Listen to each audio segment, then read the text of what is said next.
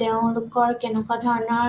অৱদান আছিলে শিক্ষাৰ ক্ষেত্ৰত সেইখিনি আমি গোটেইকেইজন চিন্তাধাৰা গোটেইকেইজন ব্যক্তিৰ প্ৰত্যেকৰ লক্ষ্য প্ৰত্যেকৰ শিক্ষাৰ লগত জড়িত উদ্দেশ্য আৰু তেওঁলোকৰ যিমানখিনি তেওঁলোকৰ বিশ্বব্ৰহ্মাণ্ডত কেনেকুৱা ধৰণৰ প্ৰতিফল আছিলে গোটেইখিনি আমি ইয়াতে আলোচনা কৰিম তো প্ৰথম আছিলে প্লেটো আৰু প্লেটোৰ কেনেকুৱা ধৰণৰ তেওঁ উদাহৰণস্বৰূপে কি তেওঁ বিভিন্ন ধৰণৰ লিখাৰ ক্ষেত্ৰত বা কেনেকুৱা ধৰণৰ শিক্ষাৰ ক্ষেত্ৰত কেনেকুৱা ধৰণৰ ব্যৱহাৰ কৰিছিলে কি তেওঁলোকৰ নিজৰ তেওঁৰ ওপৰত কিতাপ কোনকেইখন কিতাপ লিখিছিলে অৰ্থাৎ তেওঁৰ বিখ্যাত কিতাপকেইখন কি আছিলে আমি এই গোটেইখিনি আমি লাষ্ট আমাৰ যোনটো ক্লাছ আছিলে সেইখিনিত আমি ডিছকাছ কৰিছোঁ concept and AIIMS of education অৰ্থাৎ শিক্ষাৰ লক্ষ্য বা ধাৰণা আমি কেনেকুৱা মানে একৰ্ডিং টু প্লেটোৰ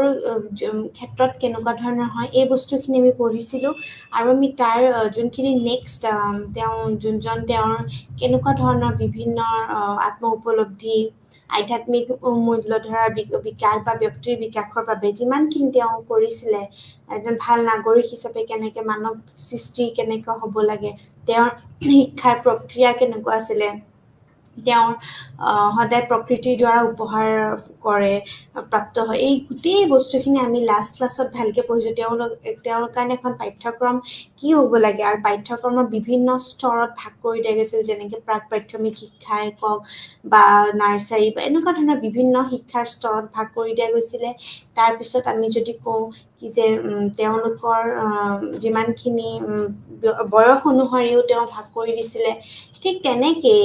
আমি তেওঁ মেথড অফ টিচিং অৰ্থাৎ শিক্ষাৰ পদ্ধতিসমূহ তেওঁ কি আছিলে প্লেটৰ কি শিক্ষাৰ পদ্ধতি ব্যৱহাৰ কৰিছিলে তো এই গোটেইখিনি পদ্ধতিৰে কেনেকুৱা ধৰণৰ পৰামৰ্শ অনুসৰি কি প্ৰশ্ন উত্তৰ পদ্ধতিয়ে হওক বা এই গোটেইখিনি আমি ক'ব পাৰোঁ ঠিক তেনেকৈ এই পদ্ধতিয়ে সদায় চক্ৰেটিছৰ পৰা আৰম্ভ কৰিছিলে আৰু কেনেকুৱা ধৰণৰ বিভিন্ন ধৰণৰ বা যোনজন দ্বিতীয় আছিলে তেওঁ হৈছে ৰুছো তো ৰুছোৰ কেনেকুৱা ধৰণৰ আমি শিক্ষাৰ লগত কেনেকুৱা ধৰণৰ সংজ্ঞা দিছিলে তাৰ লগতে শিক্ষাৰ কেনেকুৱা ধৰণৰ আমাৰ এইমছ অফ এডুকেশ্যন বা কি কনচেপ্ট বুলি কোৱাৰ লগে লগেনো আমি কেনেকুৱাকৈ উদাহৰণ দিব পাৰোঁ এই গোটেইখিনি শিক্ষাৰ লক্ষ্যৰ পৰা আদি কৰি আমি গোটেইখিনি আমি ক'ব পাৰোঁ ঠিক তেনেকেই আমি ক'ম যে আমাৰ শিক্ষাৰ লগতে আমাৰ কাৰিকুলাম আমাৰ যিমানখিনি মেথডছ আছিলে শিক্ষাৰ সেইখিনি আমি ক'ব পাৰোঁ বা শিক্ষাৰ এজন শিক্ষকৰ ভূমিকানো কেনেকুৱা তো এই গোটেইখিনি বস্তু ৰোল অফ টিচাৰৰ হেৰিতে পৰে আৰু তো এই আমি গোটেইখিনি আমি যেতিয়া চাম আমি তেওঁৰ মতে কেনেকুৱা ধৰণৰ উপলব্ধি হয় শিক্ষক এজনৰ তথ্য আমি কেতিয়াও উৎস নহয় কিন্তু মানে শিকাৰ বাবে যিমানখিনি অনুপ্ৰেৰক হিচাপে হয় তো এই গোটেইখিনি বস্তু আমি চাম তো শিশু এজনৰ শিক্ষকৰ প্ৰকৃতিৰ ওপৰত বুজিব লাগিব এই গোটেইখিনি বস্তু আমি লাষ্ট ক্লাছত আমি পঢ়িছিলোঁ তো ৰুছৰ কণ্ট্ৰিবিউশ্যনলৈকে আমি পঢ়িছিলোঁ ৰুছৰ কণ্ট্ৰিবিউশ্যন কি আজি যোনজন আমি আজি যে চাম পঢ়িম আমি ৰুছই আমি এই বস্তুখিনি পঢ়িম কি যে তেওঁ নিগেটিভ এডুকেশ্যনৰ কথা কৈছিলে নিগেটিভ এডুকেশ্যন তেওঁ এজন ইতিবাচক শিক্ষাৰ তুলনাত সদায় নেতিবাচক শিক্ষাৰ ওপৰতহে গুৰুত্ব আৰোপ কৰিছিলে কিয়নো আনুষ্ঠানিকৰ যিমানখিনি কঠোৰ শিক্ষাই হওক তেওঁৰ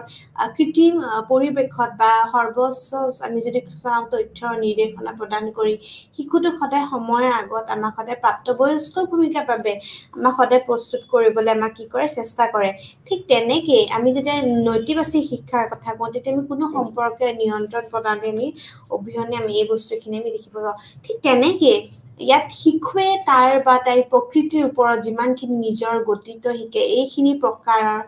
তাই সকলো আমাৰ যিমানখিনি অনুষদ আছে স্বাভাৱিকভাৱে বিকশিত হোৱা দেখা যায় নৈতিবাচক শিক্ষাৰ সপক্ষেও যোনখিনি ৰুছুৱে আমাক কিছুমান ধৰণৰ গুৰুত্বপূৰ্ণ আৰোপ কৰিছিলে ঠিক তেনেকে কিতাপৰ জৰিয়তেও কোনো শিকা নাই বা বৰঞ্চ প্ৰকৃতিৰ পৰা পোনপটীয়া অভিজ্ঞতাৰ জৰিয়তেও শিকা যায় ঠিক তেনেকে কোনো সময় বা সঞ্চয় নহয় যিহেতু শিশুটোক প্ৰকৃতিক জীয়াই থাকিবলৈ প্ৰাপ্ত আমাক পৰ্যাপ্ত সময় প্ৰদান কৰা যায় ঠিক কোনো অভ্যাস গঠন নাই শিশুসকলৰ বাবে কোনো সামাজিক শিক্ষাও নাই ঠিক তেনেকে যিহেতু সেই সময়ত উচ্চ শ্ৰেণীৰ সমাজ আমাৰ দুৰ্নীতিগ্ৰস্ত আছিলে ঠিক তেনেকে কোনো প্ৰত্যেক নৈতিক শিক্ষা নাই বা কোনো ধৰণৰ কঠোৰ বা আনুষ্ঠানিক অনুশাসনো নাই কোনো পৰম্পৰাগত শিক্ষা পদ্ধতিও নাই আমি যদি চাওঁ ঠিক তেনেকে ওমেন এডুকেশ্যনৰ কথা কৈছিল অৰ্থাৎ নাৰী শিক্ষা এতিয়া ৰুছুই যেতিয়া ওমেন এডুকেশ্যনৰ কথা কৈছিলে ৰুছু সদায় পুৰুষ আৰু মহিলাৰ বাবে এক শিক্ষাৰ কেতিয়াও পক্ষপাতি নাছিলে কেতিয়াও কোৱা নাছিলে যে মহিলাৰ বাবে যি শিক্ষা বা পুৰুষসকলৰ বাবে সেই শিক্ষা হ'ব লাগে এইটো কথা কেতিয়াও কোৱা নাছিলে এইটো বিশ্বাস কৰিছিলে যে তেওঁলোকৰ দায়িত্ব প্ৰকৃতি সম্পূৰ্ণ বেলেগ বেলেগ হয় কৈছিল যে মহিলাসকলৰ সেৱা কৰিবলৈ বা জন্মগ্ৰহণ কৰা আৰু যিমানখিনি পুৰুষসকলৰ বাবে উপভোগ কৰিব পাৰে সেইটো হৈছে জন্মগ্ৰহণ কৰে আৰু তাৰ লগতে মহিলাসকলৰ সদায় ভূমিকা হৈছে যে শিশুক ডাঙৰ দীঘল পালন পোষণ কৰা তাৰ লগত তেওঁলোকক প্ৰাপ্তবয়স্ক হিচাপে ডাঙৰ হোৱাত সহায় কৰা তেওঁলোকবোৰৰ জীৱনৰ এটা আৰামদায়ক আৰু গ্ৰহণযোগ্য কৰাৰ বাবে পৰামৰ্শ প্ৰদান কৰে ঠিক তেনেকে সেয়েহে মহিলাসকলৰ উচ্চ শিক্ষা প্ৰদান কৰাৰ পৰিৱৰ্তে তেওঁলোকক ঘৰুৱা কাম-কাজ তেওঁলোকক চিলাই বা এনেকুৱা ধৰণৰ এমব্ৰইডাৰী বা এনেকুৱা ধৰণৰ কিছু ধৰ্মৰ শিক্ষা শিকোৱাহে উচিত বুলি ৰুছুৱে কৈছিলে ঠিক মহিলাসকলৰ বাবে নৈতিক আৰু ধৰ্মীয় শিক্ষাৰ কৈছিলে যে গুৰুত্ব দিছিলে এই বিতৰ্কৰ এটা অংশ হ'ব পাৰে আৰু ৰুছুৱে কৈছিল যে সাহিত্য শিক্ষাৰ এগৰাকী মহিলা হৈছে পৰিয়াল আৰু সেৱক আৰু সকলোৱে মহামাৰী হৈ যায় ঠিক তেনেকে কাৰিকৰী আৰু আলোকিতভাৱে আমি যদি সমাজৰ সৈতে বৰ্তমান সমাজৰ পৰিপ্ৰেক্ষিত হিচাপে ইয়াক আমি সমালোচনাভাৱে প্ৰতিফলন কৰো তাৰো প্ৰয়োজনবোধক আমি ভাবো আমি যদি চাওঁ জন ডিভি হৈছে 1859 to 1952 আমি 1859 to 1952 বুলি আমি কওঁ যে আমি যেতিয়া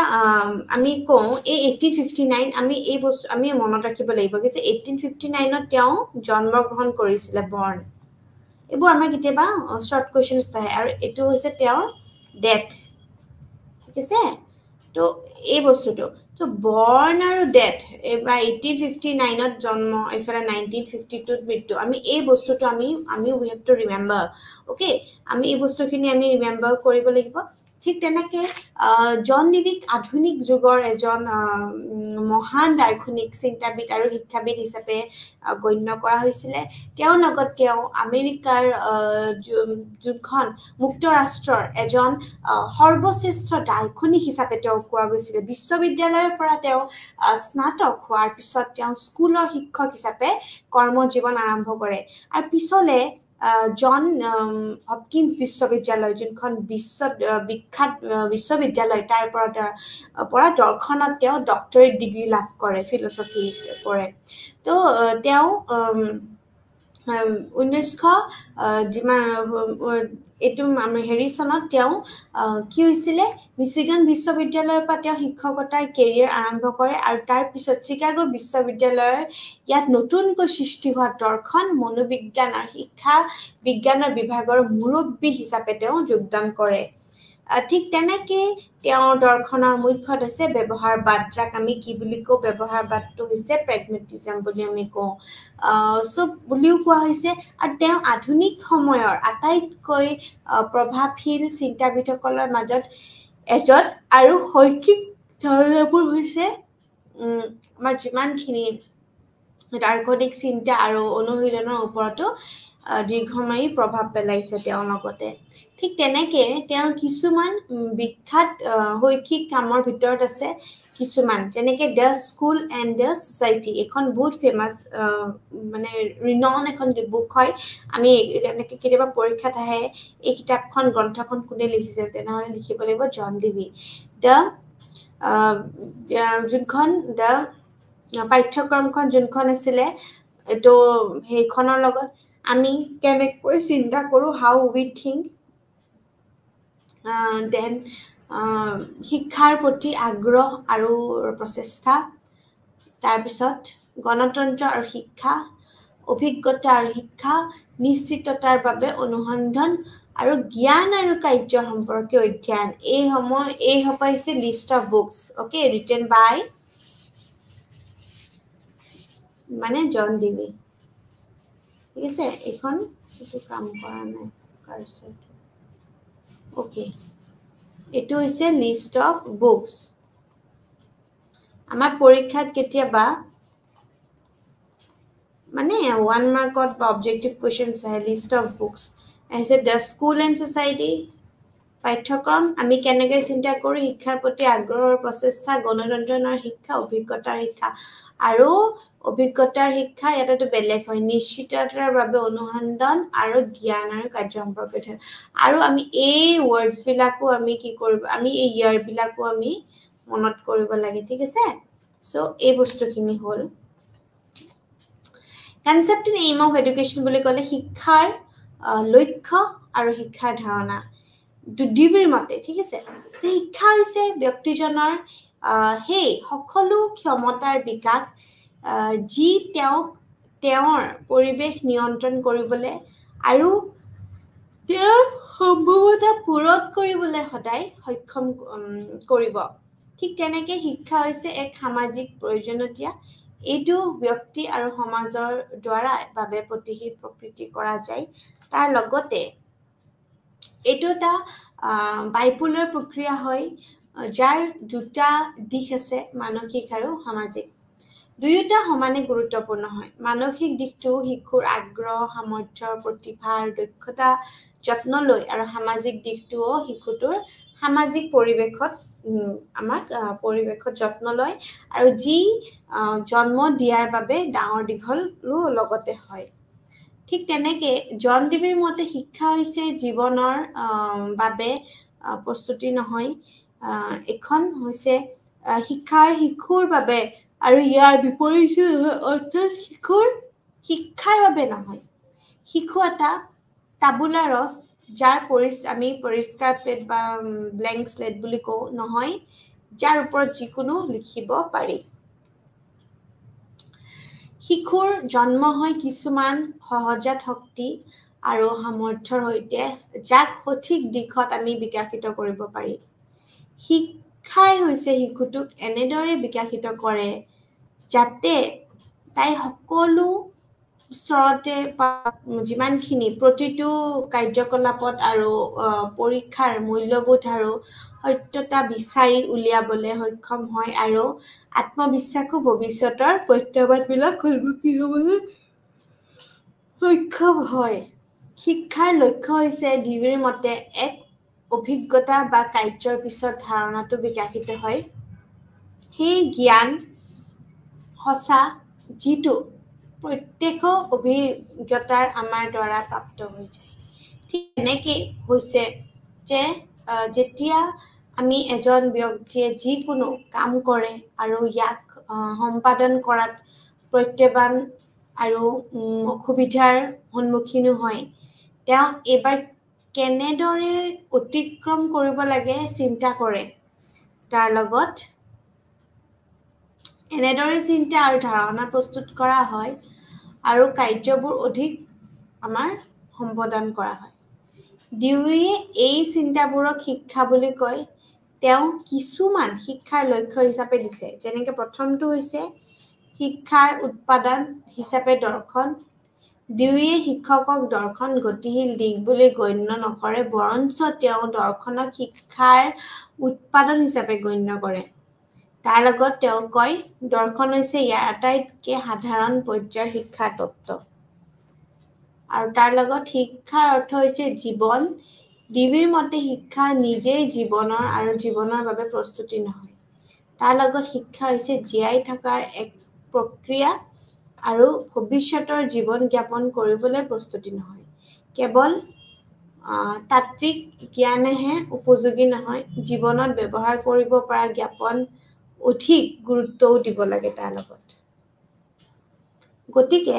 আচৰণগতে আমি যেতিয়া কওঁ বৃত্তিগত দক্ষতা আৰু অধিক গুৰুত্বপূৰ্ণ হয় শিশুৱে যতে প্ৰত্যাশা বা অভিজ্ঞতা লাভ কৰে তাৰ বাবে কৰি শিকাটো গুৰুত্বপূৰ্ণ হৈ যায়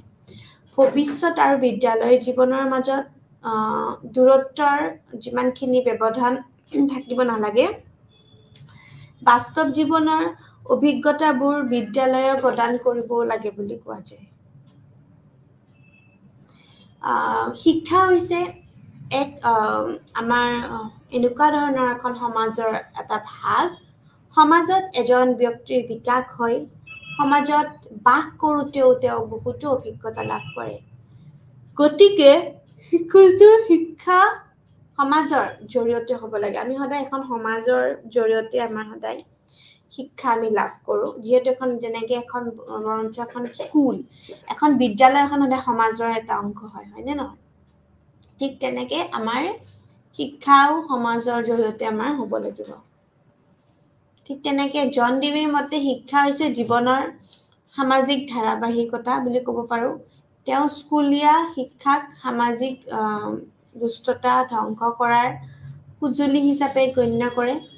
তেওঁ ইয়াক সমাজৰ এটা মানে এনেকুৱা ধৰণৰ এটা সৰু ৰূপ হিচাপে গণ্য কৰে য'ত তেওঁ সত্যতাৰ সৰ্বশ্ৰেষ্ঠ পদ্ধতি উপলব্ধি কৰে ডিউৰ মতে এজন ব্যক্তি হৈছে শৰীৰ আত্মা যি হৈছে সমাজ ঠিক তেনেকৈ ব্যক্তিৰ সমাজৰ ইজনে সিজনৰ ওপৰত নিৰ্ভৰশীল হৈ যায় সেয়েহে দুয়োটাৰ বিকাশ সদায় প্ৰয়োজনীয় হয় শিক্ষা হৈছে অভিজ্ঞতাৰ পুনৰ নিৰ্মাণৰ প্ৰক্ৰিয়া গণতান্ত্ৰিক পৃথিৱীত শিক্ষা হৈছে প্ৰতিজন ব্যক্তিৰ অধিকাৰ গতিকে ৰাজ্যখনে শিশুসকলৰ সম্পৰ্ক দায়িত্ব ল'ব লাগিব আৰু তাৰ লগতে গণতান্ত্ৰিক সমাজৰ দ্বাৰা ডিউৱে কেৱল ৰাজনৈতিক গণতন্ত্ৰ নহয় গণতান্ত্ৰিক জীৱনৰ এক উপায় হিচাপে বুজাইছিলে তেওঁৰ অভিমত হৈছে যে ব্যক্তিসকলৰ বিভিন্ন ধৰণৰ অভিজ্ঞতা আছে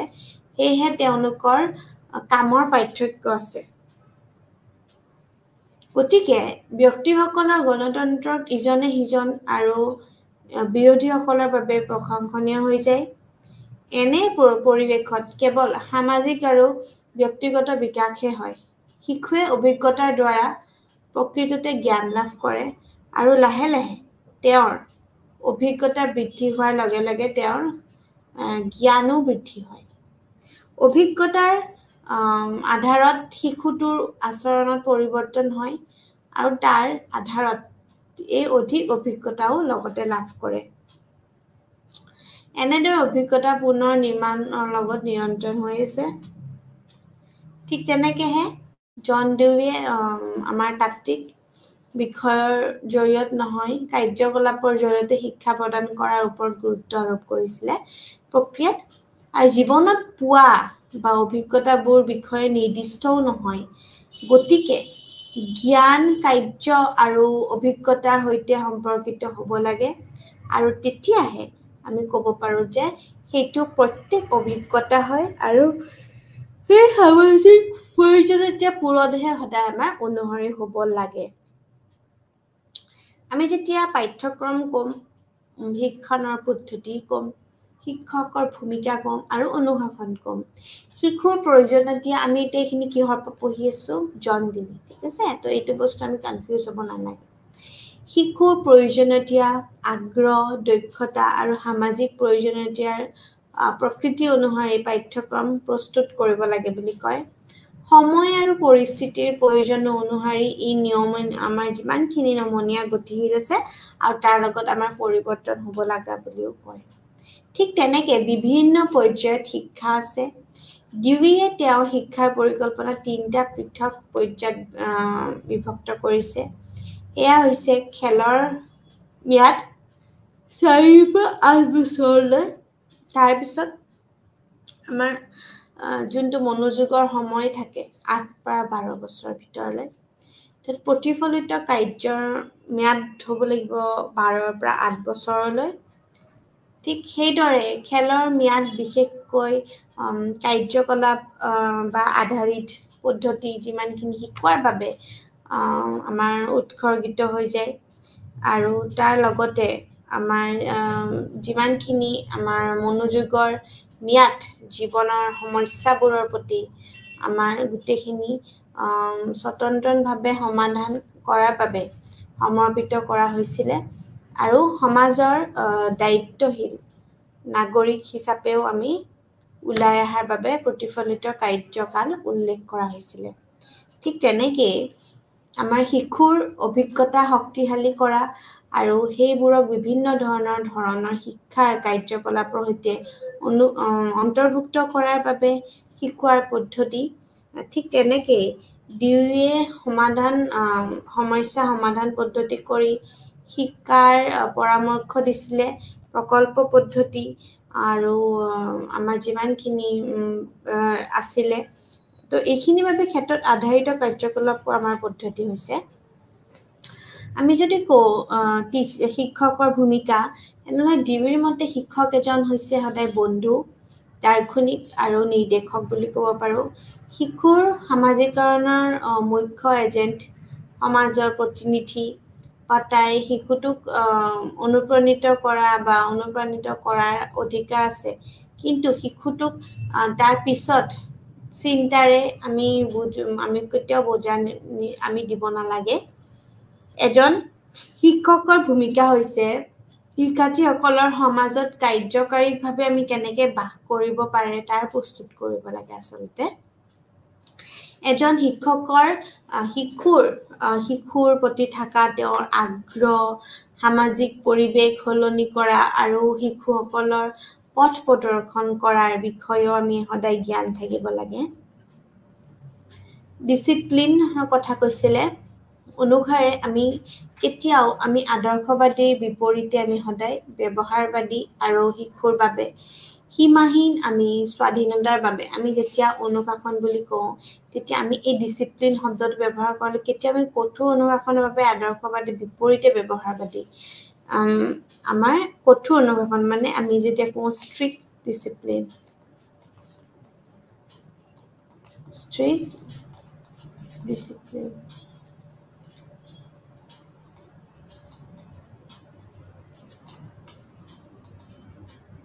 strict discipline ঠিক আছে ঠিক তেনেকৈ আমি কম যে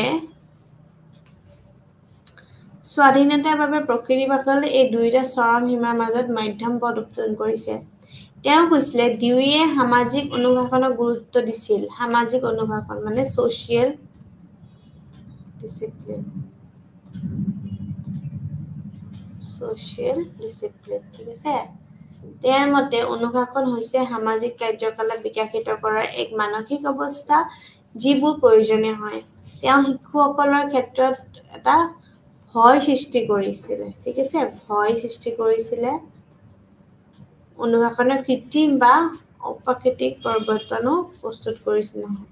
তেওঁ ভাবে যে ব্যৱহাৰিকভাৱে আমি কিমানখিনি বলপূৰ্বক অনুশাসন বা আমি আত্ম অনুশাসন অধিক গুৰুত্বপূৰ্ণ সেলফ ডিসিপ্লিন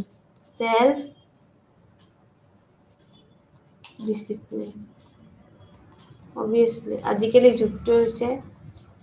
সেলফ ডিসিপ্লিন ঠিক আছে ঠিক এইটো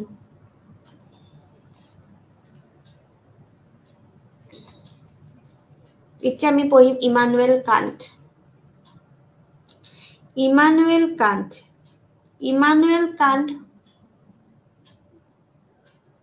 1724 চনৰ 1724 চনৰ 22 এপ্ৰিলত জাৰ্মানীৰ যিমানখিনি কনিগসবৰ্গত এজন মহান জাৰ্মান দাৰ্শনিক ইমানুৱেল কান্টৰ জন্ম হৈছিল কেতিয়া হৈছিল 22 এপ্ৰিল চনৰ 22 এপ্ৰিলত জাৰ্মানীৰ হৈছিলে এজন মহান জাৰ্মান দাৰ্শনিক ইমানুৱেল কান্টৰ জন্ম ঠিক আছে তেওঁ লেটিন গ্ৰীক আৰু ধৰ্মতত্ত্ব অধ্যয়ন কৰিছিলে তেওঁ কৰিছিলে লেটিন গ্ৰীক আৰু ধৰ্মতত্ত্ব অধ্যয়ন কৰিছিলে জাৰ্মান শিক্ষাৰ ইতিহাসৰ যিমানখিনি আমাৰ বিশেষসকলৰ বাবে অষ্টদশ শতিকাত আমাৰ যিমানখিনি শিক্ষাগীৰ যুগ আছে শিক্ষাগীৰ যুগ এই যুগটোতে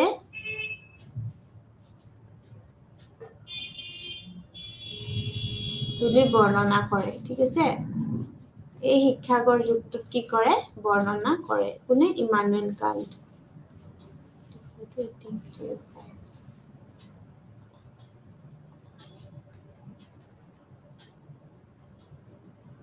শিক্ষাৰ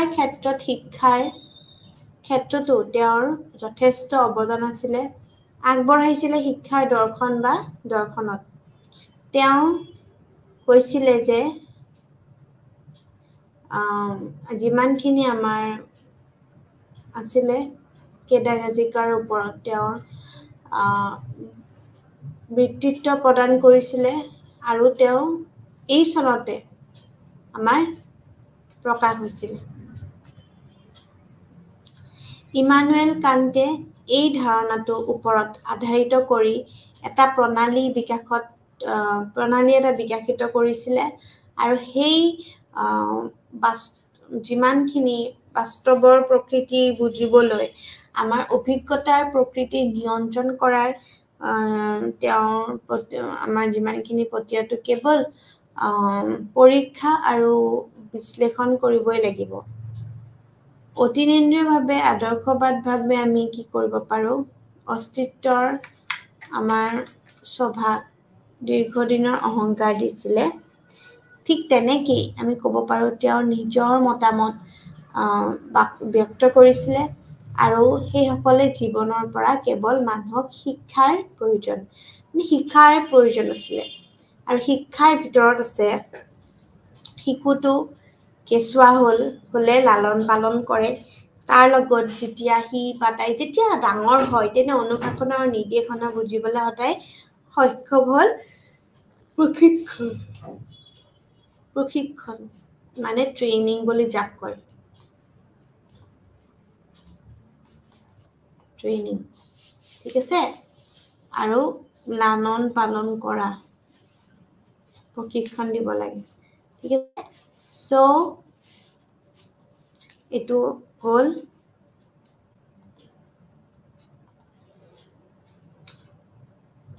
তেওঁ এতিয়া কনচেপ্ট এণ্ড এইমছ অফ এডুকেশ্যনৰ ওপৰত কৈছিলে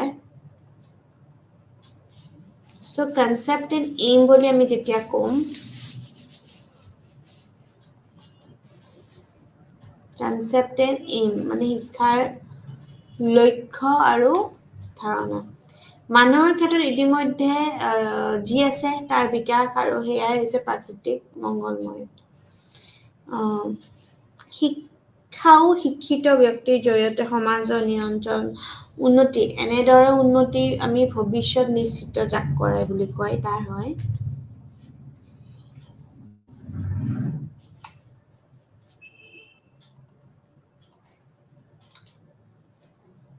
মানুহৰ সকলো প্ৰাকৃতিক উপহাৰ বুলি ক'ব পাৰোঁ আমি বা প্ৰকৃততে শিক্ষা বুলি ক'ব পাৰোঁ শিক্ষাই মানুহৰ প্ৰকৃতত যিমানখিনি নিখুঁততা প্ৰদান কৰে যিটো স্বাভাৱিকতে ভাল বুলি কোৱা যায় ইয়াৰ পৰিকল্পনা বিশ্বজনীন আৰু সৰ্বশ্ৰেষ্ঠ হ'ব লাগে বুলি কয় শিশুসকলৰ কেৱল বৰ্তমানৰ বাবেই নহয়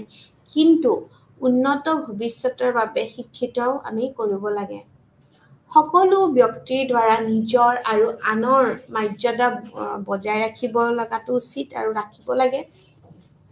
তেওঁ কৈছিল যে আনৰ প্ৰতি মানদণ্ড আৰু সন্মানৰ অনুভূতি কম বয়সৰ পৰাই শিশুসকলৰ মাজত জাগ্ৰত কৰিব লাগে মানে ৰেছপেক্ট আমি যেতিয়া ৰেছপেক্ট বুলি কওঁ আৰু মানদণ্ড ভেলু সদায় বেলেগৰ প্ৰতি ভেলু ৰাখিব লাগে ঠিক আছে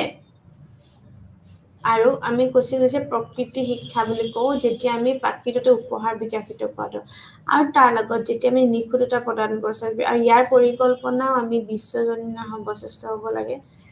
ঠিক তেনেকুৱা সেইটো কাৰণে কৰিব লাগে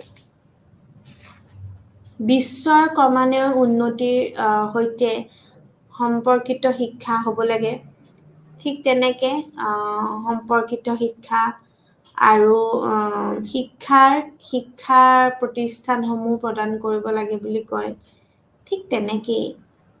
ব্যক্তিসকলৰ ভৱিষ্যতৰ বিশ্ব নৈতিকতাৰ বাবে প্ৰস্তুত কৰা যায় আৰু তাৰ লগতে এনেদৰে তেওঁ গোলকীয় নৈতিক আৰু সমাজৰ বিকাশ কৰিবও বিচাৰিছিলে ঠিক তেনেকুৱা শিক্ষাৰ প্ৰক্ৰিয়া বা আমি যদি শিক্ষাৰ প্ৰচেছ বুলি কওঁ তেতিয়া আমি কয় যে কান্তে সকলো বয়সৰ গোটৰ ওপৰত তেওঁৰ ধাৰণা দিছিল যে অৰ্থাৎ কৈশৱৰ পৰা প্ৰাপ্ত বয়স্কলৈকে মানে চাইল্ডহুড টু এডাল্টহুড প্ৰাপ্তবয়স্ক মানে এডাল্টহুড কিছুমান প্ৰকাৰ আছে যেনেকৈ প্ৰথমটোৱে হৈছে মৌলিক শিক্ষা হৈছে moral values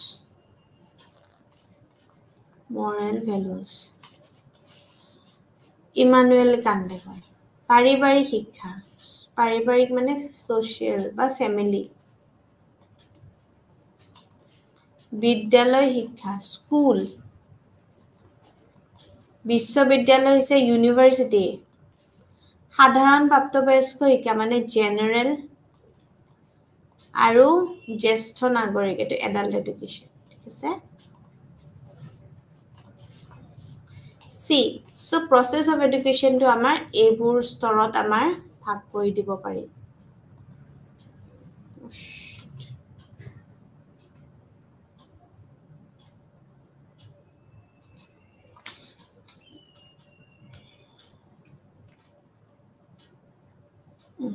ঠিক আছে সো প্ৰসেস অফ এডুকেশ্যন টো আমি এইটো স্তৰত ভাগ কৰি দিব পাৰো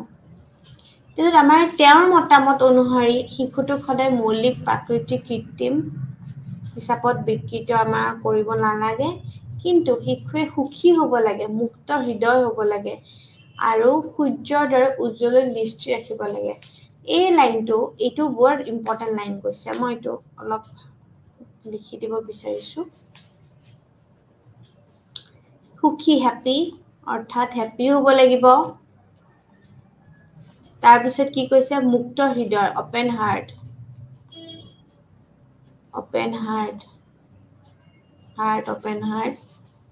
সূৰ্যৰ দৰে উজ্জ্বলিল মানে ব্ৰাইটেষ্ট সান দৃষ্টি মানে নাজাৰা ঠিক আছে তো এই বস্তুখিনিৰ ওপৰত কৈছে মানে ৰাখিব লাগিব ঠিক আছে ৰাখিব লাগিব আৰু শিশুৰ নিজৰ পথত যোৱাৰ স্বাভাৱিক প্ৰৱণতাও থাকিব পাৰে যে ই ইতিবাচক বিপদজনক হলে পৰীক্ষা কৰিব লাগিব কিয়নো এই প্ৰক্ৰিয়াত তেওঁলোকৰ নিজৰ ক্ষতি কৰিব পাৰে ঠিক আছে কিন্তু হেবোৰ নিয়ন্ত্ৰণ কৰাৰ প্ৰক্ৰিয়াত তেওঁলোকক আমি ভাবুকিক দিয়া উচিত নহয় ঠিক আছে আমি কেতিয়াও ওয়াৰ্ন কৰিব নালাগে ওয়াৰ্ন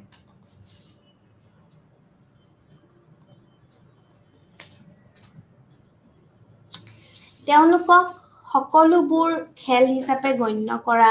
উচিত নহয় ঠিক আছে বা তেওঁলোকক সকলোবোৰক আমি যুক্তি দিবলৈ চেষ্টা কৰা উচিত নহয় মানে আমি কেতিয়াও কৰিবই লাগিব বা আমাৰ যুক্তিয়ে দি থাকিম হেতুও নহয় শিশুৱে তেওঁলোকৰ স্বাধীনতাত সদায় সংগম ৰাখিব লাগিব স্বাধীনতাত মানে আমি যেতিয়া ফ্ৰীডম বুলি কৈছে মানে আমি সদায় ফ্ৰীডমত আমি ৰাখিব লাগিব ফ্ৰীডম ঠিক আছে স্বাধীনতাত সংগম মানে ফ্ৰীডম ডিগনিটি ঠিক আছে এটা নালাগে কিন্তু এক সময়ত উপযুক্ত যত্ন ল'ব লাগিব যাতে তেওঁলোকে নিজৰ ক্ষতি নকৰে আৰু তেওঁলোকৰ কামৰ জৰিয়তে আনৰ স্বাধীনতা সীমিত কৰে ঠিক আছে ঠিক তেনেকে শিশুৱে খালি খেলিবলৈ কাম কৰাৰ লগতে কাম কৰিব লাগিব ইজনে সিজনৰ বাবে এৰি দিয়াৰ কোনো প্ৰয়োজন নাই আৰু সঠিক ভাৰসাম্য বজাই ৰাখিব লাগিব আমি সদায় ভাৰসাম্য বজাই ৰাখিব লাগিব আৰু কেতিয়াও ঠেলি দিয়াৰ কথা নাই ঠিক আছে তো এই বস্তুখিনি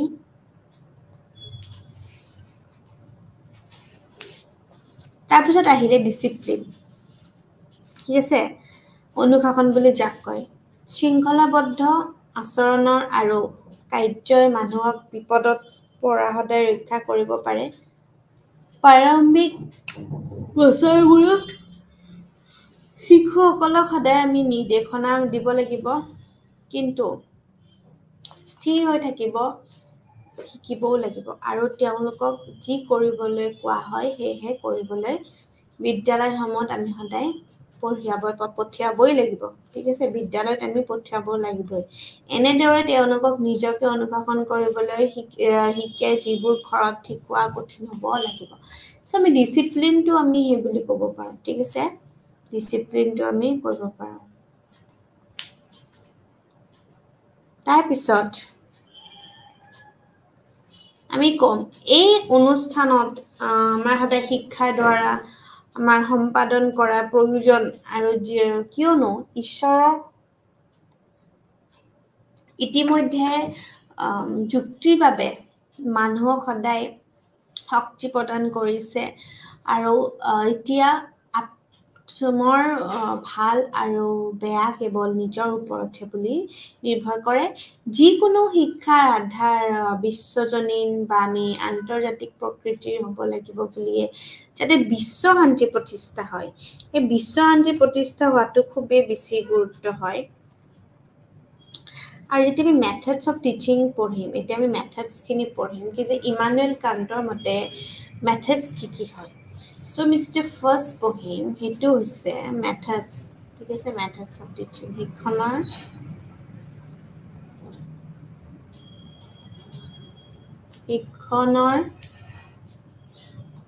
পদ্ধতি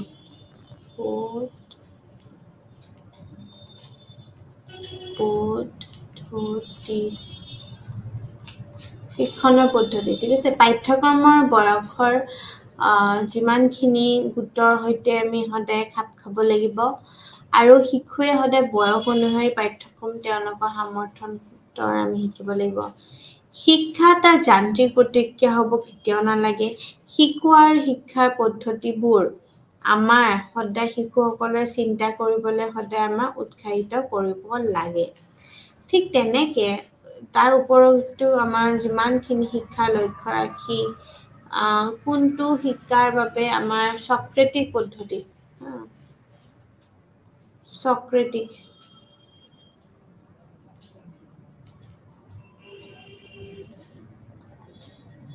সক্ৰেটিক মেথড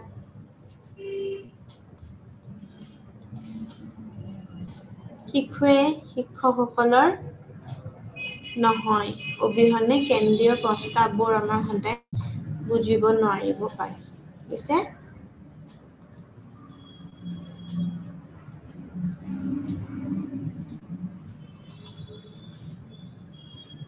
কিন্তু শিক্ষকসকলৰ আমাৰ যিমানখিনি শিক্ষকসকলে এতিয়াও আমাৰ শিক্ষকৰ ক্ষেত্ৰত যুক্তিৰ ধাৰণা তেওঁ তৈয়াৰ কৰিব পৰা নাই লাহে লাহে ভিতৰৰ পৰা আহিব মানে ভিতৰৰ পৰা আমাৰ আহে প্ৰয়োজন হ'লে আমি যান্ত্ৰিক নিৰ্দেশনা প্ৰদান কৰাৰ সক্ৰেটিক পদ্ধতি মানে ইয়াত মেইনলি কি কৈছে আমাৰ সক্ৰেটিক মেথড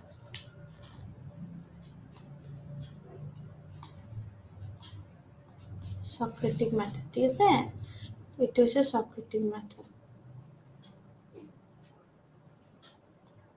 কান্ত সদায় প্ৰাকৃতিক প্ৰৱণতা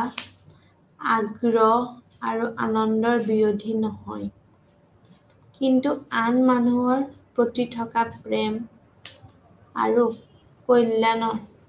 কথা মনত ৰাখি এইবোৰ ব্যৱহাৰ কৰাও প্ৰয়োজন হয় ঠিক আছে সো ঠিক তেনেকে আমি এই বস্তুটো পঢ়িলো ঠিক আছে মানে এতিয়াও শিক্ষুৰ ক্ষেত্ৰত আমি কেতিয়াবা যদি আমি যুক্তি দিওঁ তাৰ ধাৰণা তৈয়াৰ কৰিব আমি নোৱাৰে তাৰ লাহে লাহে ই ভিতৰৰ পৰা আহিব আৰু প্ৰয়োজন হলে আমি যান্ত্ৰিক নিৰ্দেশনা প্ৰদান কৰাৰ আধাৰ হ'ব লাগে এইটো হৈছে সক্ৰেটিক পদ্ধতি আৰু কান্তে প্ৰাকৃতিক প্ৰৱণতাৰ আগ্ৰহ আৰু আনন্দৰ বিৰোধী নহয় কিন্তু আন মানুহৰ প্ৰতি থকা প্ৰেম আৰু কল্যাণৰ কথা মনত ৰাখি এইবোৰ আমি সদায় ব্যৱহাৰ কৰাটো প্ৰয়োজন হয় তো ইমানুৱেল কান্তে সদায় কৈছিলে যে আমি যান্ত্ৰিক নিৰ্দেশনা প্ৰদান কৰাৰ আমি আধাৰ হ'ব লাগে কিন্তু তাৰ লগত হ'ব লাগে আমাৰ সক্ৰেটিক মেথড ঠিক আছে তো আমি সক্ৰেটিক মেথডৰ আমি ইমানুৱেল কান্তে কেনেকুৱা ধৰণৰ আমাৰ সক্ৰেটিক মেথড আমাৰ কৰিছে বা এনেকুৱা ধৰণৰ আমি এই বস্তুখিনি কিন্তু বহুত জনাটো বহুত ইম্পৰ্টেন্ট হয় আৰু ইয়াতে এতিয়া আমি nature of education and school according to Emmanuel কান্তে শিক্ষাৰ প্ৰকৃতি আৰু এখন বিদ্যালয়ৰ ওপৰতো কৈছিলে শিক্ষাৰ কিছুমান নিম্নলিখিত আমাৰ কিছুমান প্ৰকৃতি আছে আৰু বিদ্যালয়ৰ কিছুমান ধাৰণাক আমাৰ কান্তে সদায় পৰামৰ্শ দিছিলে ৰাজহুৱা বনাম আমাৰ যিমানখিনি আছে সেইখিনি ব্যক্তিগত শিক্ষা হ'ব লাগে কান্তে তেওঁৰ স্পষ্ট মতামত দিছিল যে শিক্ষা ৰাজ্যৰ দ্বাৰা প্ৰদান কৰা উচিত নে ব্যক্তিগত প্ৰতিষ্ঠানৰ দ্বাৰা উচিত শিক্ষাই শিক্ষাৰ্থী বা আমাৰ যিমানখিনি অংশীদাৰসকলৰ প্ৰয়োজনীয়তা পূৰণ কৰিব লাগে উদাহৰণ স্বৰূপে যদি আমাৰ সেইখিনি আমাৰ হয় তেনেহলে শিক্ষা প্ৰদান কৰে তেওঁলোকৰ মনত আমাৰ যিমানখিনি ৰাজ্যৰ কল্যাণ আৰু শিক্ষাৰ জৰিয়তে আমাৰ ব্যক্তিসকলৰ বিকাশ থাকিব লাগে এই বস্তুখিনি আমাৰ থাকাটো বহুত বেছি ইম্পৰ্টেন্ট হয় তাৰ লগতে গতিকে আমি ক'ব পাৰো যে আমাৰ শিক্ষা আমাৰ যিমানখিনি সব সকলৰ বাবে দায়িত্ব হ'ব নালাগে যিসকল নিজে শিক্ষিত আৰু শৃংখলাবদ্ধও নহ'ব পাৰে তেওঁলোকে শিক্ষাৰ বাবে বুজি প্ৰদান কৰিব লাগিব কিন্তু ইয়াৰ পৰা লাভ উপাৰ্জন কৰাৰ লক্ষ্যবোৰো নহয় ব্যক্তিগত শিক্ষানুষ্ঠানসমূহে আমাৰ কি হ'ব লাগিব যুৱসকলক তেওঁলোকৰ ব্যক্তিগত আৰু সামাজিক বিকাশৰ বাবে শিক্ষিত কৰাৰ কাৰণেও গ্ৰহণ কৰিব লাগিব সেইখিনি কথা কোৱাটো জনাটো বহুত বেছি উচিত হয় আৰু তাৰ লগতে আমি যদি কওঁ কি যে ব্যক্তিগত শিক্ষানুষ্ঠানসমূহ যিমানখিনি আমাৰ তেওঁলোকৰ ব্যক্তিগত আৰু সামাজিকভাৱে বিকাশৰ লগত জড়িত হৈ আছে লাগি আছে তেওঁৰ বাবে শিক্ষিত কৰাৰ বাবে কাৰণসমূহটো আমি গ্ৰহণযোগ্য কৰিব লাগিব ঠিক তেনেকে আমি দায়িত্ব হ'ব নালাগে যে যিসকল নিজে শিক্ষিত আৰু শৃংখলাবদ্ধও নহ'ব পাৰে তো ঠিক সেইখিনি সময়তে তেওঁ কৈছিল কি যে শিক্ষাৰ বাবে পুঁজি প্ৰদান কৰিব লাগিব কিন্তু ইয়াৰ পৰা লাভ উপাৰ্জন কৰাৰ আমাৰ লক্ষ্যৰে নহয় কিন্তু ব্যক্তিগত শিক্ষানুষ্ঠানসমূহে যুৱকসকলক তেওঁলোকৰ ব্যক্তিগত আৰু সামাজিক বিকাশৰ বাবে শিক্ষিত কৰাৰ কাৰণ গ্ৰহণ কৰিব লাগিব আমি যেতিয়া কওঁ পৰীক্ষামূলক বা আমাৰ যেতিয়া আমি কওঁ কি যে বিদ্যালয়ৰ কান্তৰ মতে কয় কি যে ইয়াৰ ওপৰত সদায় পৰীক্ষা কৰাৰ আগতে একো শিকোৱা উচিত নহয় যাতে ই শিকোৱাৰ বাবে যোগ্য হৈ যায় ঠিক তেনেকে এই পৰীক্ষামূলক বিদ্যালয়সমূহৰ বাবে আমাৰ প্ৰয়োজনীয় আছে আৰু এই প্ৰয়োজনীয়তাকে আমাৰ ইম্পৰ্টেন্স দি ইমানুৱেল কান্তৰ মতে আমি কেতিয়াও ইয়াৰ ওপৰত আমাৰ পৰীক্ষা কৰাৰ আগতে আমি কোনো ধৰণৰ বাছ বিচাৰ বা শিকোৱা সেই ভিত্তিত শিকোৱা উচিত নহয় ঠিক আছে কিন্তু আমি শিকাবৰ বাবে আমাৰ সদায় শিকোৱাবোৰৰ বাবে আমাৰ যোগ্য কৰি তোলে আৰু এই পৰীক্ষামূলক বিদ্যালয়সমূহৰ বাবে আমাৰ প্ৰয়োজনীয়তাও লাভ কৰে ঠিক তেনেকে এই বিদ্যালয়সমূহবোৰত আমাৰ কি হৈ যায় যে শিক্ষকসকলৰ আমাৰ সদায় এই শিক্ষকসকলৰ মতে তেওঁলোকৰ সদায় সমল আৰু শিক্ষাদানৰ পদ্ধতি বা যেতিয়া আমি চেষ্টা কৰিবলৈ আমি মুক্ত হ'ব লাগে যিটো তেওঁলোকক ভাবে যে এক নিৰ্দিষ্ট বয়সৰ শিক্ষাৰ্থীৰ গোটৰ বাবে আমাৰ উপযুক্ত হৈ যায় কেৱল কাৰণে আমাৰ সামগ্ৰী আৰু শিক্ষাদানৰ পদ্ধতি আমাৰ কেতিয়াও উপযুক্ত প্ৰতিষ্ঠা কৰিব নোৱাৰে সেয়েহে আমি কওঁ কি যে বিদ্যালয়ৰ আগত আমাৰ সদায় পৰীক্ষামূলক বিদ্যালয় স্থাপন কৰিব লাগে য'ত আমাৰ এক্সামছ অৰিয়েণ্টেড বা এইবোৰ হয় সো তেওঁ প্ৰতিষ্ঠা কৰাৰ পৰীক্ষামূলক বিদ্যালয়খনৰ নাম দিব লাগে আমি দেওচুক ৰখা হৈছে তো এই দেখো আমি এই নামটো আমি ইম্পৰ্টেন্ট হয় আমি হেতু মনত কৰিব লাগে পিছে নামটো তেখেতে কি দিছিলে দেওচুক তো এই বিদ্যালয় সকলৰ মাজত আমি ক'ব পাৰো যে শিক্ষকসকলে তেওঁলোকৰ সমল আৰু শিক্ষাদানৰ পদ্ধতিবোৰ চেষ্টা কৰিবলৈ মুক্ত হ'ব লাগে আৰু তাৰ লগত শিক্ষাৰ্থী বয়সৰ নিৰ্দিষ্ট যে ভাবে যে তেওঁলোকৰ যিটো হ'ব উপযুক্ত বাবে গোট তো এই বস্তুটো আমি উপযুক্ত আমি যেতিয়া পদ্ধতিৰ বাবে আমাৰ যিমানখিনি শিক্ষাদানৰ আৰু সামগ্ৰী কাৰণে কেৱল মানে এইটোৱে নহয় যে প্ৰতিষ্ঠা কৰিব নোৱাৰে কিন্তু সেই সাধাৰণ বিদ্যালয় আগত আমি এই বস্তু প্ৰতিষ্ঠামূলক কৰিছো সো আমি কান্তে আমাৰ এই বস্তুকেইটা আমি কৰিছে সো ঠিক তেনেকুৱা সেইটো কাৰণে আমি এই বস্তুখিনি আমি পঢ়িম এতিয়া আমি ইয়াত এটা বস্তু পাইছিলো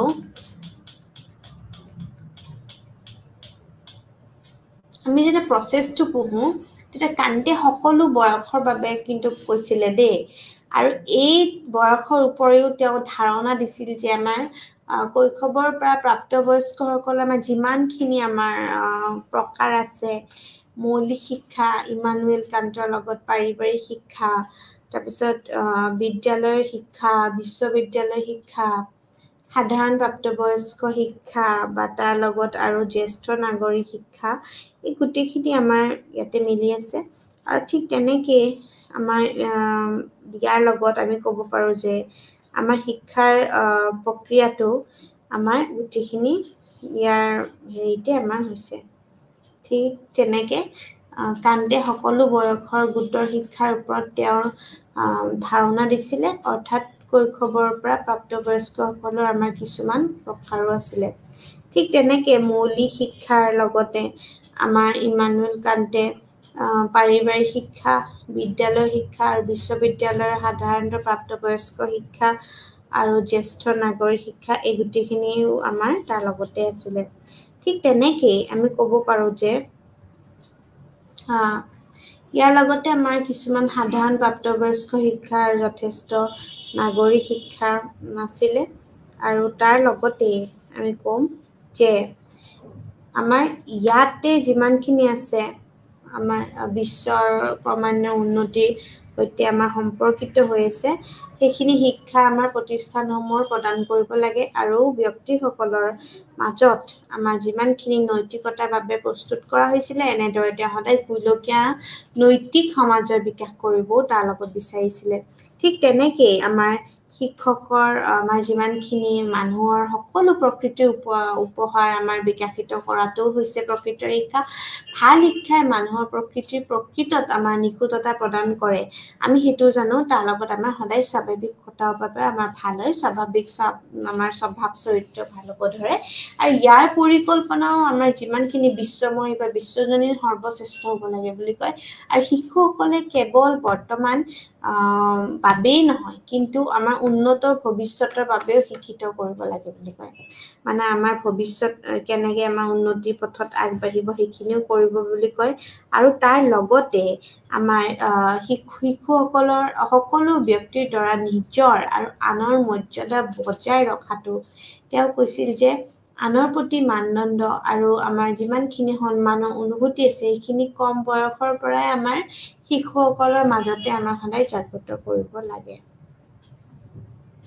আৰু মানুহৰ ক্ষেত্ৰত ইতিমধ্যে যি আছে তাৰ সদায় বিকাশ আৰু সেয়েহে আমাৰ কৈছে যে প্ৰাকৃতিক আমাৰ মংগলময় হয় শিক্ষা আৰু শিক্ষিত ব্যক্তিত্বৰ জৰিয়তে সমাজৰ নিয়ন্ত্ৰণ উন্নতি আৰু এনেদৰে উন্নতি আমাৰ ভৱিষ্যতত সদায় আমাৰ নিশ্চিত কৰা যায় আৰু তেওঁ নিজৰ মতামত আমাৰ মেইনলি ব্যক্ত ৰাখি কৰিছিল যে সকলো জীৱৰ পৰা কেৱল মানুহক শিক্ষাৰ প্ৰয়োজন আৰু শিক্ষাৰ ভিতৰত আছে শিশুটো কেঁচুৱা হলে লালন পালন কৰা যি তাই অলপ ডাঙৰ হল অনুশাসন আৰু নিৰ্দেশনা বুজিবলৈ সক্ষম হল আমাৰ প্ৰশিক্ষণ হৈ গল ঠিক তেনেকৈ মানুহৰ ক্ষেত্ৰত আমাৰ ইতিমধ্যে যি আছে তাৰ বিকাশ আৰু সেয়াই হৈছে প্ৰাকৃতিক আমাৰ মংগলময় শিক্ষা আৰু শিক্ষিত ব্যক্তিৰ জৰিয়তে সমাজৰ আমাৰ নিয়ন্ত্ৰণ উন্নতি আৰু এনেদৰে উন্নত ভৱিষ্যতো আমাৰ লগতে নিশ্চিত কৰে ঠিক তেনেকৈ তেওঁ নিজৰ মতামত আমাৰ কৰিছিল যে সকলো জীৱৰ পৰা কেৱল মানুহক শিক্ষাৰ প্ৰয়োজনে নহয় শিক্ষাৰ ভিতৰত আছে আমাৰ শিশুটো কেঁচুৱা হলে আমাৰ লালন পালন কৰে আৰু তাৰ লগতে যি তাই অলপ ডাঙৰ হয় সেইখিনি অনুশাসন নিৰ্দেশনা বুজিবলৈ আমাৰ সক্ষম হল আমাৰ প্ৰশিক্ষণ হৈ যায় ঠিক তেনেকৈ তাৰ লগত আমাৰ যিমানখিনি মতামত কৰিছিলে সেই সকলো জীৱৰ পৰা কেৱল মানুহক শিক্ষাৰ প্ৰয়োজনহে আমাৰ কয় ঠিক তেনেকৈ আমাৰ ইমানুৱেল কান্টে ধাৰণাটোৰ ওপৰত সদায় ইতিমধ্যে কৰিছিল যে এটা প্ৰণালী বিকশিত কৰাৰ বাবে আমাৰ বাস্তৱৰ যিমানখিনি প্ৰকৃতি বুজিবলৈ অভিজ্ঞতাৰ প্ৰকৃতি নিয়ন্ত্ৰণ কৰা আৰু যুক্তি প্ৰতিক্ৰিয়াটো কেৱল আমাৰ পৰীক্ষা আৰু বিশ্লেষণ কৰিব লাগিব আৰু আমাৰ কি হ'ব লাগিব আদৰ্শবাদে আমাৰ যিমানখিনি সভিক দীৰ্ঘনতা আমাৰ অহংকাৰ কৰিব লাগে ঠিক তেনেকেই আমাৰ শিক্ষাৰ ক্ষেত্ৰতো তেওঁ যথেষ্ট অৱদান আগবঢ়াইছিলে শিক্ষাৰ দৰ্শনত তেওঁ কিমান চনৰ পৰা আমাৰ সদায় এইখিনিয়ে কৈছিল কি যে আমাৰ বৃত্তি প্ৰদান কৰিছিল আৰু ইয়াৰ ওপৰতো আমাৰ এই চনত আমাৰ সেইখিনি বিভিন্ন ধৰণৰ প্ৰকাশ হৈছে তো সেইখিনি আছিলে আমাৰ ইমানুৱেল কান্টে আমি ইমানুৱেল কান্টৰ এই বস্তুখিনি আমি জন্মৰ মৃত্যু আৰু তেওঁৰ কোনটো যুগত তেওঁ শিক্ষাগুৰুৰ যুগ বুলি কৈছিলে আৰু এই ইতিহাসৰ বিশেষসকলে আমাৰ কি কৈছিলে অষ্টদশ শতিকাত আমাৰ শিক্ষাগুৰুৰ যুগ বুলিও আমাৰ বৰ্ণনা কৰিছিলে আৰু তাৰ লগতে আমাৰ এজন মহান জাৰ্মান দাৰ্শনিক ইমানুৱেল কান্টৰ জন্ম হৈছিলে তেওঁ লেটিন গ্ৰীক ধৰ্মটো অধ্যয়ন কৰিছিলে জাৰ্মান শিক্ষাৰ ইতিহাসৰ মতে বিশেষসকলৰ বাবে অষ্টদশ শতিকাটো আমাৰ কৰিছিলে ঠিক তেনেকৈ আমাৰ এই ইমানুৱেল কান্টৰ যিমানখিনি আমাৰ কণ্ট্ৰিবিউশ্যন আছিলে সেই কণ্ট্ৰিবিউশ্যনখিনিক আমি শিক্ষাৰ ক্ষেত্ৰত তেওঁ যথেষ্ট অৱদান আগবঢ়াইছিলে আৰু শিক্ষাৰ দৰ্শন তেওঁ অমুক চনলৈ কেটেগিজৰ ওপৰত বিতৰ্কতৰ ওপৰত লাগিছিল আৰু ইমানুৱেল কান্টে এই ধাৰণাটোৰ ওপৰত সদায় আধাৰিত কৰি এটা প্ৰণালী বিকশিত কৰিছিলে যে বাস্তৱৰ প্ৰকৃতি বুজিবৰ কাৰণে আমি সদায় আমাৰ অভিজ্ঞতা গুৰুত্ব হয় আৰু নিয়ন্ত্ৰণৰ বিশ্লেষণ কৰিব লাগিব আমি কেৱল আৰু তাৰ লগতে আমি কি বুলি কওঁ কি যে আদৰ্শবাদে আমাৰ হৈছে আমাৰ অস্তিত্বৰ আমাৰ সভোগ এটা দীৰ্ঘদিনৰ এটা অহংকাৰ দিছিলে বুলি কয় তো সেইটো কাৰণে কোৱা গৈছিলে যে আমি যিকোনো প্ৰণালী বিকশিত কৰিব লাগিলে আমি বাস্তৱৰ আমাৰ প্ৰকৃতি আমি বুজিব লাগিব আৰু বাস্তৱৰ প্ৰকৃতি আমি বুজাটো বহুত গুৰুত্ব বা আমাৰ অভিজ্ঞতাৰ প্ৰকৃতি বুজিব লাগিব আৰু নিয়ন্ত্ৰণ কৰা যুক্তি প্ৰতিক্ৰিয়াটো আমাৰ কেৱল পৰীক্ষাৰ বিশ্লেষণ কৰিব লাগিব ঠিক এই গোটেই বস্তুখিনিয়ে আমি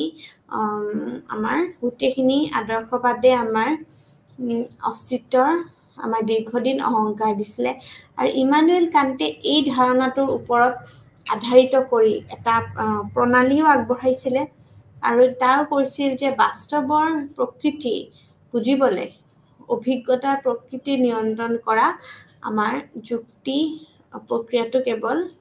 পৰীক্ষা আৰু বিশ্লেষণহে আমি কৰিব লাগিব ঠিক তেনেকৈ আমাৰ গোটেই বস্তুখিনি আমাৰ অস্তিত্বৰ আমাৰ দীৰ্ঘদিনৰ অহংকাৰো দিছিলে ঠিক তেনেকে আমি কম কি যে তেওঁ নিজৰ মতামত আমাৰ কৰিছিল যে সকলো জীৱৰ পৰা কেৱল মানুহক শিক্ষাৰ প্ৰয়োজন শিক্ষাৰ ভিতৰত আছে শিশুটোক কেঁচুৱা হ'লে লালন পালন কৰা বা অলপ ডাঙৰ হ'লে অনুশাসনৰ নিৰ্দেশনা বুজিবলৈ আমাৰ সক্ষম হ'লে প্ৰশিক্ষণ হৈ যায় ঠিক তেনেকেই আমি কম যে মানুহৰ ক্ষেত্ৰত ইতিমধ্যে যি আছে তাৰ বিকাশ আৰু সেৱা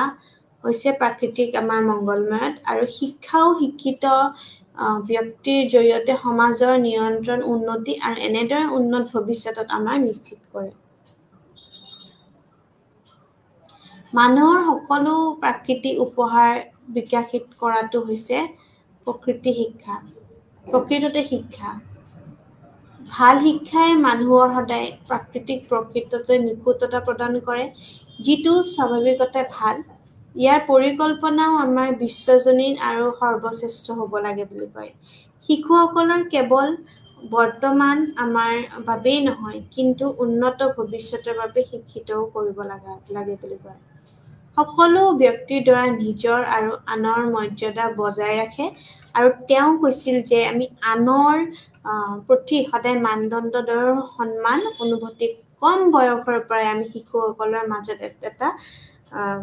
জাগ্ৰত কৰিব লাগে বিশ্বৰ ক্ৰমান্বয় উন্নতিৰ সৈতে আমাৰ সম্পৰ্কিত শিক্ষাৰ প্ৰতিষ্ঠানসমূহ প্ৰদান কৰিব লাগে বিভিন্ন ধৰণৰ স্কুল ইনষ্টিটিউশ্যন ইউনিভাৰ্চিটিজ বা প্ৰাইমেৰী স্কুল খুব কম ডিষ্টেঞ্চত আমি কি কৰিব লাগে প্ৰতিষ্ঠান কৰিব লাগে আৰু ব্যক্তিসকলৰ ভৱিষ্যতৰ বিশ্ব নৈতিকতা